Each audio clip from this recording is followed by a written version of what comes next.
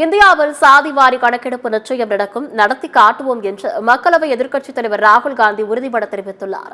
தெலுங்கானாவில் பிற்படுத்தப்பட்ட மக்களுக்கான இடஒதுக்கீட்டை 42% உயர்த்தும் மசோதாக்கள் அம்மாநில சட்டமன்றத்தில் நிறைவேற்றப்பட்டது. இது தொடர்பாக தெலுங்கானா முதலமைச்சர் ரேவந்த் ரெட்டியின் எக்ஸ் பதிவை பகிர்ந்து மக்களவை எதிர்க்கட்சித் தலைவர் ராகுல் காந்தி பதிவிட்டுள்ளார். அதில் தெலுங்கானாவில் ஓபிசி இடஒதுக்கீடு அதிகரிக்கும் என்ற வாக்குறுதியை காங்கிரஸ் அரசு நிறைவேற்றியுள்ளது என்றும், கல்வி, வேலைவாய்ப்பு மற்றும் அரசியலில் சம பங்களிப்பை உறுதி செய்யும் வகையில் 42% இடஒதுக்கீட்டிற்கான மசோதா சட்டசபையில் நிறைவேற்றப்பட்டுள்ளது என்றும், இது சமூக நீதியை நோக்கிய ஒரு புரட்சிகரமான நடவடிக்கையாகும். இதன் மூலம் தெலுங்கானாவில் 50% இடஒதுக்கீடு வரம்பு வீழ்த்தப்பட்டுள்ளது எனவும் ராகுல் காந்தி பதிவிட்டுள்ளார்.